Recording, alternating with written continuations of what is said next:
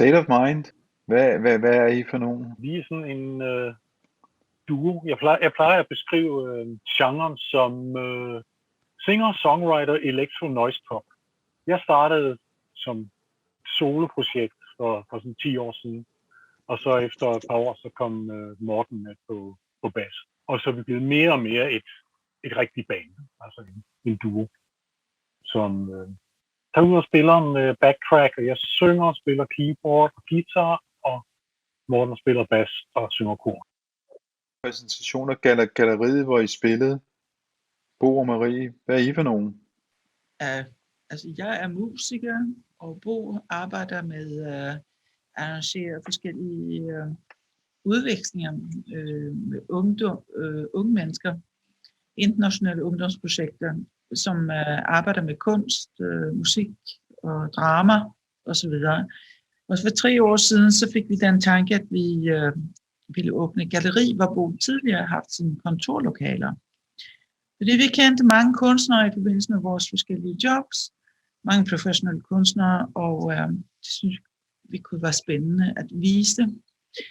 Så vi åbnede, og vi har eksisteret i 3 år, og har haft mange udstillinger med forskellige internationale kunstnere. Men det her med at lave koncerter, hvordan er det dukket op på galleri? Men det er fordi, som sagt, jeg synes jo, og det tror jeg, at du også synes, Bo, men jeg synes jo, at musik og kunst, altså det hænger så utroligt tæt godt sammen. Så vi har prøvet ligesom at arbejde med, at når der har været forskellige udstillinger, organiseringer osv., at finde ud af, hvilken musik passer til den kunst, vi viser. Og så laver vi noget der. Så galleriet, det er tænkt også som et sted, hvor man mødes omkring kunsten og musikken, dans osv. Et lille bitte kulturhus mellem Glyptoteket og Tivoli, hvis man skal sige det, med den kulturelle omgivelser, og også mellem Hovedbanegården og Politigården, hvis man skal sige det på en lidt anden måde. Og hvis man skal beskrive det sådan lidt kvadratmetermæssigt, så hvor stort er galleriet så? Vi har et udstillingslokale. Det primære udstillingslokale er bare 35 kvadratmeter. Så det er ikke stort, men der er mange, der har været der har sagt, at det er enormt hyggeligt og dejligt at være der. Så det er en glæde at lave det, både som galleri med udstilling af både billedkunst og skulpturer har vi også haft en enkelt gang, men at bringe andre kunstformer ned og lade dem mødes. Det er noget, Marie har arbejdet meget med i tidens løb med crossover, performances, både dans, billedkunst, musik.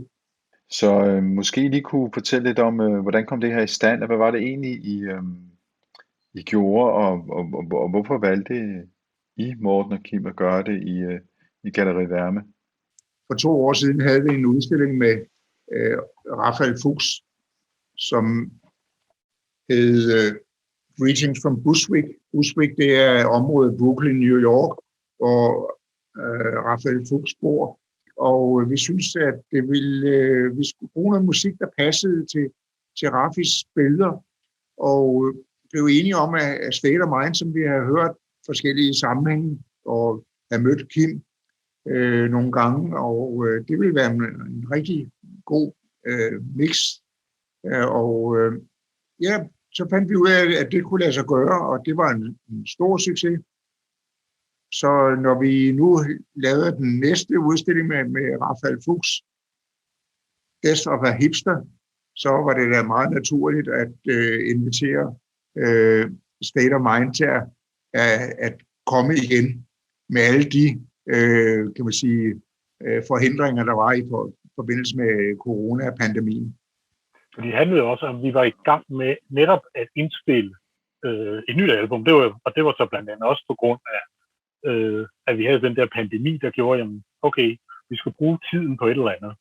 Og jeg havde en masse sange liggende, som vi kunne arbejde på. Og så snakkede jeg så med Bo og Marie om det. Jamen, nu havde vi et album på vej. Og så foreslog de så, at jamen, kunne vi så ikke lave release party i Galleri Værme. som på det tidspunkt var lukket ned på grund af corona. Ja, i forbindelse med Greetings from Bushwick, der var det i faniseringen af spillet, åbningen af udstillingen, og i forbindelse med Death of a Hipster, der var det nærmest til lukningen af udstillingen.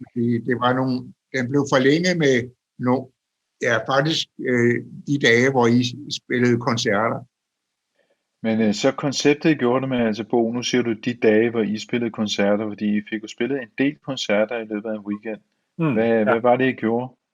Altså man kan sige, at vi gjorde det jo inden for de rammer, der var, at der kun kunne være så få mennesker under coronarestriktioner.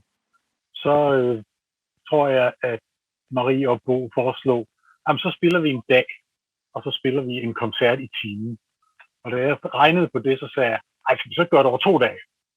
Fordi så kan vi nå dobbelt så mange koncerter. Så det endte med at blive 2 dage med 5 koncerter per dag. Det vil sige 10 koncerter over 2 dage. Og hvor mange tilhørere kunne der så være, der kunne ikke være med? Kunne der være 8, men nu husker jeg det ikke helt præcist, men jeg mener, vi havde lov til at lukke 8 ind, udover Morten og Kim, altså State of Mind, og så Marie og undertegnet.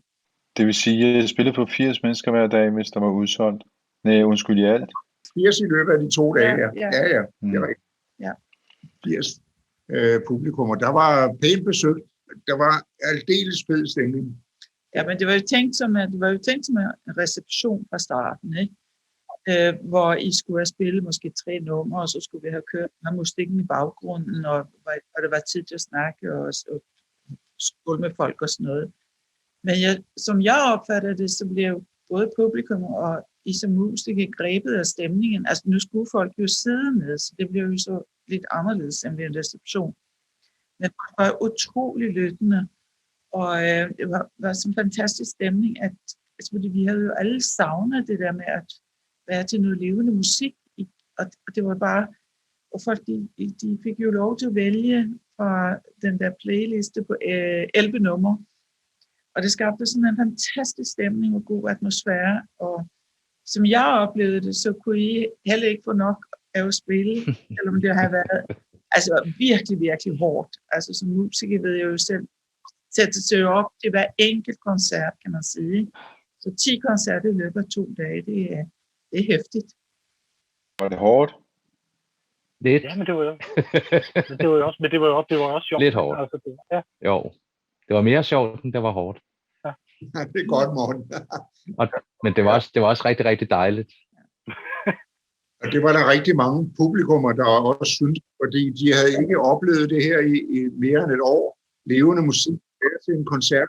Så, og det var noget af måske den vigtigste feedback, der kom. Ej, fedt. Endelig igen. Levende musik. Og hver koncert, jeg ved ikke. Ej, jeg blev næsten glemt. Og I var simpelthen så gode. Det var helt suverænt, at I kunne spille på den måde så mange gange. Fordi det blev jo ikke til 3 numre per omgang, per time. Det blev faktisk til hele sættet, nærmest alle numre. Til hver koncert. Ja, det var noget. Ja, eller en 5-7 stykker måske, tror jeg.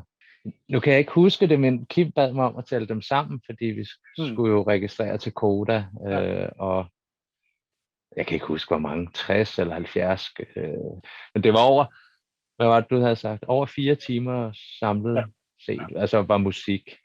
Men altså, det var som Marie sagde, at de havde måske haft en eller anden idé i hovedet om, at det var en almindelig reception, ikke, hvor man kunne gå. Ja. Men altså, folk skulle jo ind med mundbind på, og så skulle de sidde ned på nogle stole med afstand imellem sig, og så sad de der. Så der var ikke den der, man kunne gå rundt og minkle og drikke hvidvin, som man gør til en reception. Så altså, der var jo ikke rigtig andet at gøre end at spille. Det var også en helt anden slags koncert, fordi der altid kun var de der 6-8 mennesker, ikke? Så man var tæt på alle publikummer på en gang, og kunne stå og småsnakke med dem og spørge, hvad de synes. Jamen altså, jeg oplevede det jo som tilskuer og tænkte, nu sidder jeg her, og vi er kun 5 mennesker. Det var lidt ligesom at komme hjem i dagligstuen hos nogle mennesker, som siger, nå, vi har lavet en plade, har du ikke lyst til at høre den, så spiller vi den for dig. Hvad for et nummer vil du gerne høre? Hvad for et nummer vil du gerne? Jeg kan da ikke bare sige et nummer, Ja. sige et tal. Et tal med, var det 1 og 11? Ja. Og så spillede I et Ja. eller andet. Hvordan, hvad er den der tilfældighedsgenerator til tallet, hvordan opstod det? Vi fik den der idé, nej, vi skal jo ikke spille det samme sæt 10 gange over 2 dage. Det bliver vi jo trætte af. Det bliver kedeligt. Ikke? Der skal være et eller andet udfordring i det. Så vi lavede simpelthen en liste, hvor alle numrene på albumet var nummereret fra 1 til 11. Og publikum vidste ikke, hvad der var hvad. Det var heller ikke i den rækkefølge, det var på pladen. Hvis der nu var nogen, der havde snydt og købt pladen i forvejen. Så hvis man sagde et tilfældigt tal, så kunne man ikke vide, hvad for et nummer man fik. Bo og Marie lærte selvfølgelig nummeren til næste dag. Så derfor lavede vi sætlisten om. Ja. Så sagde de 7. Nej, det er ikke i dag.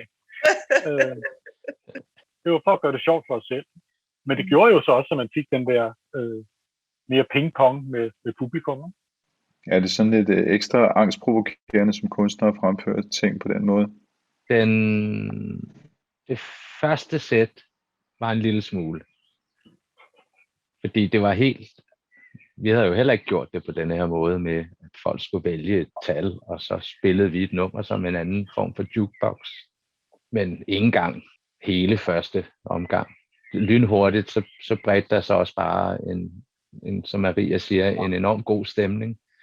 Så var det bare hyggeligt at gøre det. Så kom der nogle nye ind, vi kunne snakke lidt med. Og de fortalte lidt, og vi fortalte lidt, og de valgte nogle sange, og folk ude og hejede og hey, og alt muligt lækkert. Nogen græd. Ja.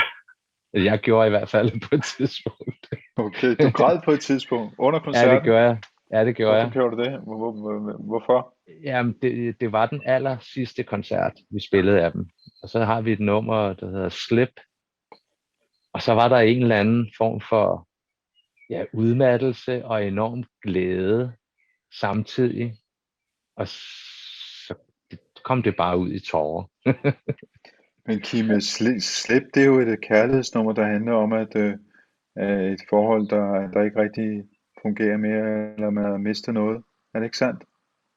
Det er jo bare et melankolsk nummer, ikke? Altså den har den der melankolske stemning af et eller andet er forbi, ikke? Og nu var der så sådan 2 koncerter, der var forbi, som var sådan en ret unik oplevelse, som vi nok ikke rigtig kommer til at opleve igen. Allerførst, det første, der bliver jeg grebet altså af en enorm glæde først, og så samtidig så kom det med melankoli, fordi det var som om hele min krop, den ligesom reagerede på, hvor meget jeg havde savnet det at høre levende musik, altså at sidde der og bare nyde det. Så det var også det der med, det var en glæde, men det var også mange tårer i det, altså, og ikke kun på grund af tekst eller musik, men bare det der med, hvor havde jeg bare savnet det. Og så da vi sad i galleriet på et tidspunkt, her for ikke så lang tid siden, hvor jeg, så lyttede vi til albumet igen, og det var den samme følelse, der kom op i mig, at var jeg også glad for, at det kan lade sig gøre, at det kunne lade sig gøre på det tidspunkt. Og den der lyksalighed også over, at det vi har til dagligt, som det var bare ikke en selvfølge der. Så det er bare noget med at sætte pris på alle de der ting, som vi oplever også i dagligdagen, og så det der med at få lov til at opleve kunst og musik live. Altså. Må jeg lige spørge, under indspilningen, har I ikke været sammen under indspilningen, eller hvad? Nej, faktisk ikke. Nej. Hvordan har I gjort det? Sendt musik over nettet, og jeg har sendt til ham, og lydfil, ja. Så kan du pege den anden vej. Ja, det sendt tilbage igen. Ja. Det der så sker, det er jo altid, at så kommer han med nogle idéer, hvor jeg så tænker, så skal jeg måske virkelig lave noget om. Og så bliver der hele tiden, så udvikler arrangementet sig på den måde, og så laver vi en ny version og en ny version igen. Det sjove er så, det er faktisk mange gange, også før corona, ved den måde, vi arbejdede på. Simpelthen fordi det var nemt, ikke? Men her var vi simpelthen nødt til det. Der kunne vi ikke mødes. Men hvad gjorde I så, da I skulle øve jer til koncerterne? Hvordan gjorde I det? Og hvordan var det? Vores øvelokale, det var simpelthen lukket. Der hvor vi plejer at øve. Det var også lukket på grund af corona. Og den havde jeg ikke lige tænkt på. Så fik vi simpelthen bare lov til at rykke ned. Komme ned i galleriet 2 dage op til koncerten. Og så havde vi så 2 hele dage, hvor vi kørte hele albumet igennem faktisk, så vi kunne spille alle sangene. Når man tager ud og spiller et job, det første man gør, det er, at man skal lige rette ind til det der lokale, man nu sidder i, eller står i. Og det behøvede vi så ikke. Vi havde sådan set øvet og lavet lydprøve på én gang. Så var vi simpelthen helt klar til at starte. Måske også derfor, vi lige var knap så nervøse, da vi startede den første koncert. Men I havde også nogle lange prøver der, ikke? Altså, det var nærmest 2 arbejdsdage. Altså, det var hele dage, ja. Torsdag og fredag inden koncerter. Så I arbejdede virkelig meget med det. Der var hård hud på fingrene. Jeg er sådan lidt nysgerrig på, det kan godt være, det bliver lidt musiknørder, men det setup, I bruger, der stod en computer og gemte sig inde i reolen, og så spiller I live ovenpå. Kunne I ikke fortælle lidt om det? Vi spiller simpelthen så meget, vi kan. Det vil sige, vi spiller bass, vi spiller guitar, og vi spiller keyboards. Så det, der primært er på computersporene, det er trommer, fordi vi har ikke trommeslager. Så det er nogle programmerede trommer. Og så er der lige lidt ekstra lag, hvis der er brug for det. Men det bliver faktisk også mindre og mindre, hvad vi har på backtrack. Vi kan efterhånden bedre lide, at det er så meget, at vi spiller så meget selv, så der er næsten ikke behov for opbakning. Og vi begynder at spille flere numre, hvor der ikke er backtrack på. Hvor tæt, altså, som jeg husker det, når jeg lytter til pladen bagefter, så ligger jeres koncerter ret tæt på det, der foregår på pladen. Altså, der er ikke sådan en stor forskel i at improvisere, ikke, eller går lidt ved siden af. Det har så nok noget med den her plade at gøre. Men numrene på den er strammere end det her. Det vil sige, det er mere en popplade. Altså, det er sådan de der meget stramme 3 minutters numre. Der er ikke plads til så meget. Nu havde vi havde også lige lavet den, kan man sige. Og så, det er også det, ja. Så ville vi gerne prøve at se, om vi kunne spille det sammen, det vi lige havde lavet over nettet. Så der kom et enkelt nyt nummer under koncerten, tror jeg. Eller 2. Var det det? Nej, det er ikke. Nej, nogle improvisationer, nogle støjimpro ting. Ja. Og så var der den hemmelige koncert senere. Den hemmelige koncert? Vi lavede også en hemmelig koncert? Nej, det var da alle var gået hjem. så spillede vi faktisk et par numre til. Også da Maria og Bo gik hjem. Vidste I det? Nej, det vidste jeg da ikke. Det var senere en af Kims venner også, fra en Facebook-gruppe, tror jeg, kom forbi. Han havde ikke været der før, og så spillede vi 3 ting for ham, tror jeg. Ja. Og det ene, det var også en god improvisation. Og jeg skar mine fingre op, og der var blod og sådan noget, vildt noget, nede på det fine galleri. Hold da. Der var både blod og tårer. Ja, blod og tårer. Og der var også lidt sved, tænker jeg. Så det tror jeg nok. Det har vel været hele vejen rundt. Men det her format med gallerikoncerter, er det noget, I godt kunne tænke jer at blive ved med at lave? Meget gerne. Ja, det er sikkert. Man kan sige, Kim og jeg har også gjort det tidligere på små caféer, hvor der så har måske været 25, 30, 40 mennesker eller et eller andet. Det her er så lidt mindre endnu, men absolut, jeg synes, det er dejligt at spille med sådan et backdrop, som vi havde den her gang. Det var jo fantastisk flot. Vi planlægger at tage til New York til oktober næste år, oktober 22, og der skal State of Mind så spille i Thames Art Center. Det er et kunststed, kunstgalleri, som Raphael Fuchs driver. Jeg skal prøve at skaffe penge til, at vi alle sammen kan tage over, inklusive forskellige billedkunstnere til New York, oktober 22. Medmindre vi også samtidig kan få gjort en større scene interesseret, men det vil være fedt, hvis det kan lade sig gøre, at spille der i et Bushwick. Et antal koncerter der, måske 10, men det må vi se. Må vi se, hvad det bliver til. 9. 9,5. Det lyder som en god idé. 9,5 koncert i New York. Ja, Vi hørte lidt om, hvordan Marie havde haft det med koncerterne og var følelsesmæssigt påvirket og sådan noget. Hvad for noget respons fik I ellers fra folk? Altså, jeg havde en Facebook-ven, som gik hjem og skrev på Facebook, at han var gået derfra med nyt håb for fremtiden. Altså, og det er jo også igen, altså det er jo den der, som Marie siger, jamen, der havde været alle de der mange måneder, hvor man på den ene side savnede at gå til koncert. På den anden side havde man også næsten glemt, hvordan det var. Og så lige pludselig bliver man mindet om, jo, det findes stadigvæk, og det kommer også igen på et tidspunkt. En eller anden dag, så kan vi gå til koncert, som vi plejede. Nu har man så lige fået en forsmag på det. Og det var også en anden oplevelse end så mange andre koncerter, ikke? Fordi det var mere intimt.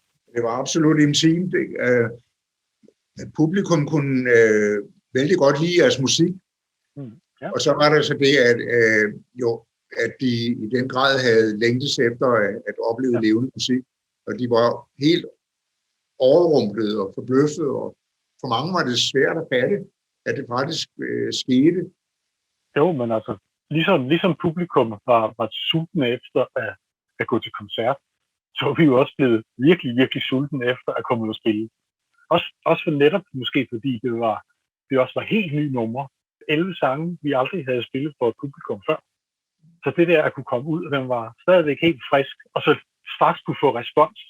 Okay, kan folk lide det her, vi har lavet? Og det kunne de så. Det er jo fantastisk. Så det opmuntrede os jo også bare til, at så spiller vi sgu lige nogle flere numre, ikke? Derfor I kunne spille 10 koncerter. Ja. Fordi efter isolationen, så blev sluppet fri, og der var en kæmpe energi, der ligesom blev sat løs der. Hvad er fremtiden for Stammer? Hvad er det næste, I skal gøre? Skal I spille på en stor festival et eller andet sted, eller skal I bare sidde i havehuset hele sommeren og hygge jer? Har vi nogle planer, Kim? Altså, vi har jo lige fået lavet vores dokumentarvideo færdig, som også blev forsinket på grund af corona. Den startede i 2019 med optagelse af en koncert på huset og øvning op til det, så man ligesom kan se, hvordan vi arbejder, og hvordan vi optræder live. Den kommer på YouTube og Vimeo inden så frygtelig længe. Så ved jeg ikke her, hvad vores næste albumprojekt skal være. Fordi vi har det lidt med prøve ligesom at holde et eller andet tema. Som jeg sagde, det var måske vores popplade. Så det kan være, at det næste ikke skal være så poppet, det næste skal måske være mere støjende, måske skal det være mere improviseret, måske skal det være et nyt nummer for hele vejen. Hvad med galleriet? Hvad er det næste? I galleriet, der er vi i sommerlukket nu, så det er meget, meget nemt. Og så åbner vi op den første fredag i september med en udstilling, som hedder Miscellaneous. Det er værker fra vores bagkatalog. Ting, vi synes skal op og hænge på væggen, og ikke stå inde på hylderne inde bagved. Så det glæder vi os til. Miscellaneous fra fredag, og alle fredag og lørdag i september. Så er vi også ved at lave et program for andre begivenheder, kan man sige. Det hedder på moderne dansk eventprogram. Jamen, der bliver forskellige koncerter, der bliver også en vinsmagning, og det er vores nabo, Christian, der har et firma, der hedder Duero Vin. Det er så spansk vin, han gør sig i. Men kryds de to første uger i oktober 22 af i kalenderen.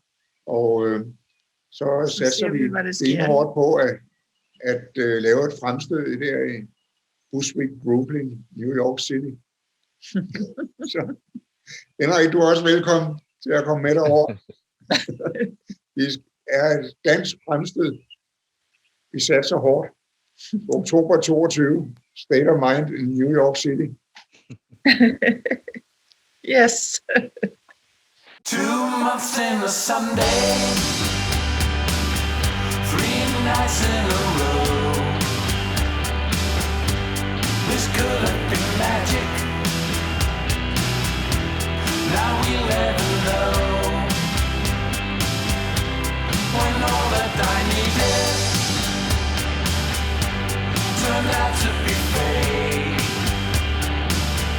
Was it malice and forethought, or an honest mistake?